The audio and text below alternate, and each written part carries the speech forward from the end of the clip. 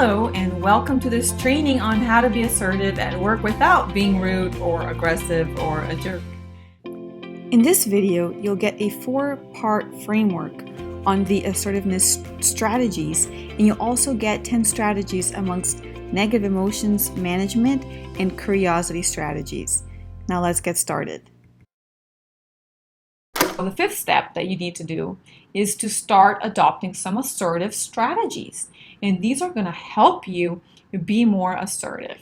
Now, I'm going to share with you some of these 20 strategies that are going to be around managing your negative emotions, especially if you're passive or passive aggressive, expressing yourself openly, having this genuine curiosity, which is super important for passive aggressive, or aggressive, and avoiding weak language, which is super important if you are passive or passive aggressive. Okay?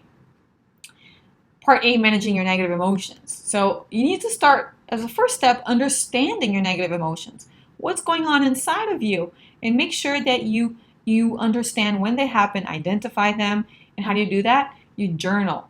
You journal what's going on with you. Remember that we talked about some of the communication challenges at the beginning of the session? Start journaling. Okay, what are the things that you're going through? Because sometimes we've gone through something so much, so often, that we don't even notice it's happening anymore, and it's happening all the time. So you need to start journaling. Okay, what's going on? What are my challenges? What am I trying to communicate and not being able to communicate? Is there something that I want to express? And what's going on? What are the negative feelings? And then that's the second one. Identify your negative emotions. Am I feeling stressed? Am I feeling overwhelmed today?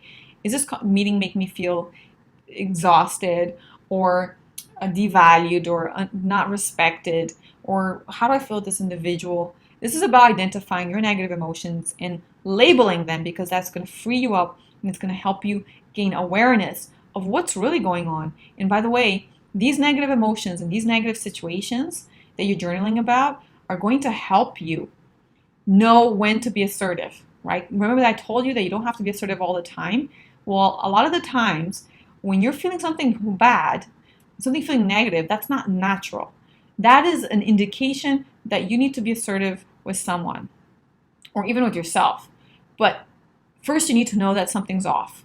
And the best way to do that is to really gain that consciousness, and a journal is a great way of doing that. Or you could talk it through with someone as well. Number 3, you want to question where these negative emotions are coming from, where these negative situations are coming from, right? What's causing it?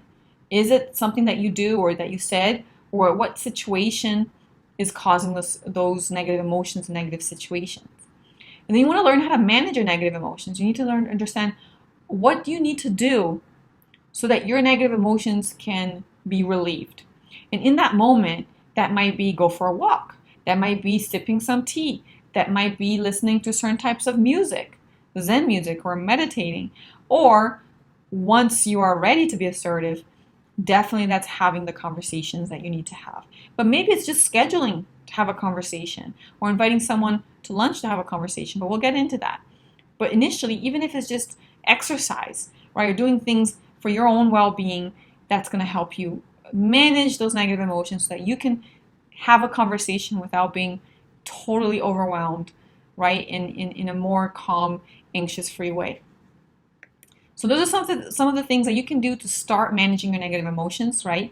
Just journaling your communication challenges, identifying your negative emotions, writing it down, questioning where they come from, and then establishing a list. Put together a list of the things that work for you. What works for you? A lot of people that I talk to, they need to take a walk or take a break, right? Or or they like to spend some time with friends or listen to music. Whatever it is for you, make sure that you have a list and you know what to do when that happens to recharge your energy. Before we continue, make sure you check out one of our free resources to help you develop your assertive communication.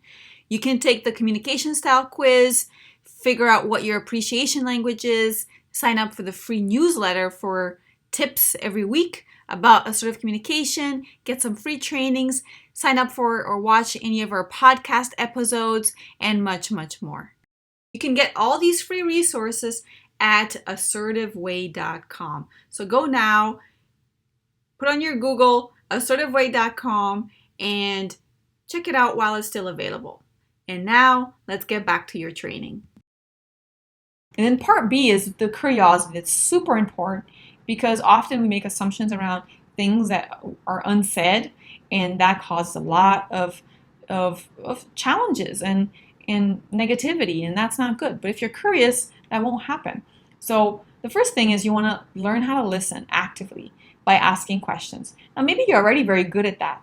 If you're aggressive, maybe you're not that great. But listening actively also means acknowledging what other people say by repeating what they said, saying it in your own words, asking them, to confirm how they feel about the situation. Make sure that people understand that you understood how they felt or what they're going through, the struggles that they're going through. That is listening actively, and even asking questions, probing further to understand more. And then you want to make sure that when they talk to you and when they give you feedback, that when they share or probe you, that you don't get defensive or even put blame on other people. And that is so important because we often get defensive. And I've seen it so many times, like people tell me little things that other people do and they get so defensive and they take it so personally. And I can tell you that the person sharing whatever it is that they're sharing or saying something or giving feedback, they don't even think that they're being aggressive or rude or mean, and they're not. But you take it very personally. So you need to desensitize a little bit around that. And being the curious, right, and asking questions will help you not get so defensive about it, because you're defensive and blame others because you're in your head. You're overthinking. And when you're overthinking, you're not paying attention to the situation and to what the other person really is trying to tell you, what they really have to say. And you got to shift away from your head into what the other person is trying to convey, because there's a message there and you don't understand what it is. You're making assumptions, right? The next one is to investigate if you get criticized, if you get negative feedback, investigate it. Don't stay quiet. Don't run away. Don't hide. Unless you don't care about the criticism or the feedback, if it's coming from your boss, from a colleague, or from someone that you respect, you will investigate. What does that mean? You're going to ask questions. You're going to ask clarifying questions. You're going to get to the bottom of it. And it might hurt and sting in the beginning, but I can tell you it's going to hurt way less than if you go home and start ruminating over, oh my goodness, why did this person tell me this and give me this feedback? I feel terrible. What do they mean? Or what did they say? What did that word mean? Or what was the intention behind that? No, just get it out. Get it out. Clarify the whole thing on the spot, right? Even if you feel terrible about it, but it's going to make you feel much better later. And also you're going to learn, right? And then ask clarifying questions, open-ended questions. Get really good at asking clarifying questions. You don't understand why somebody's behaving in a certain way? Ask clarifying questions. You don't understand the criticism that they gave you? Ask clarifying questions. You don't understand what they asked you to do? Ask clarifying questions. You don't understand why they're not promoting you? Ask clarifying questions. It's the secret to understand what's going on in other people's head. And that's going to help you get ahead. That's going to help you get over what's happening, or the trouble or the conflict. And then use and, not but. And we often use the expression but this, right? Oh, you're a great person, but you failed on this. Right? That never works. Or, oh, I really love spending time with you, but you're a pain. Like, whatever you say after the but is just going to be highlighted. And you don't want to use the but. Oh, I agree with what you said, but. No, you don't agree. Don't say but. Say and. I like what you said about this, and I think we could also do this. What do you think? Right? Use and say if you want people to engage and be more willing to share with you in a positive way, and if you want to come across as more of a collaborator and a good person, use and, not but. And also question anybody who says should, must, or have. Because when people say you should do this, or you must do this, or you could not, absolutely, you have to do this, or you shouldn't walk there, you must not do that. Like, they're commanding you, that's not good, right? They're trying to control your behavior based on what rules? Who made up those rules? Are those your rules? Are those rules institutional? Are they global?